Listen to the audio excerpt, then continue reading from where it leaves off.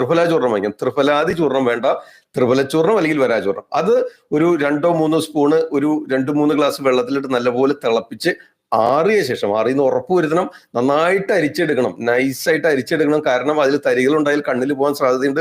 നമ്മൾ കണ്ണിലേക്കാണ് ധാര പോരാൻ പോവാണ്, ശ്രദ്ധിച്ചു കേട്ടോ. ഓക്കെ.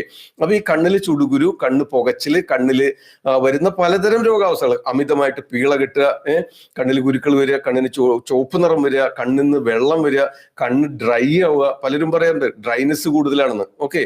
കൂടുതലായിട്ട് ഈ സ്ക്രീൻ ടൈം കൂടുതലുള്ളവർക്കാണ് ഇത് അമിതമായിട്ട് കാണുന്നത്. ഡ്രൈനെസ് വരിക, ചുവപ്പ് നിറം വരിക, ചൊറിച്ചിലുണ്ടാവുക, കണ്ണിൽ കുരുക്കൾ വരിക, കണ്ണിൽ പുകച്ചിലുണ്ടാവുക. ഇത്തരം രോഗാവസ്ഥകളിലെല്ലാം തന്നെ 2-3 ടീസ്പൂൺ ഒരു മഗ് വെള്ളത്തിലിട്ട് അങ്ങ് തിളപ്പിക്കുക. നന്നായിട്ടൊരു വെട്ടി തിളച്ചതിന് ശേഷം അത് തണുത്തതിന് ശേഷം അരിച്ച് കളഞ്ഞിട്ട് നന്നായിട്ട് ആവർത്തിച്ചരിക്കണം, തരി ഇല്ലെന്ന് ഉറപ്പ് വരുത്തണം. എന്നിട്ടത് കണ്ണിലേക്ക് ഇങ്ങനെ ഒരു വിരല് ഉയരത്തിൽ നിർത്തി ഇന്നിങ്ങനെ ധാര കോരുക. കണ്ണിന്റെ ഈ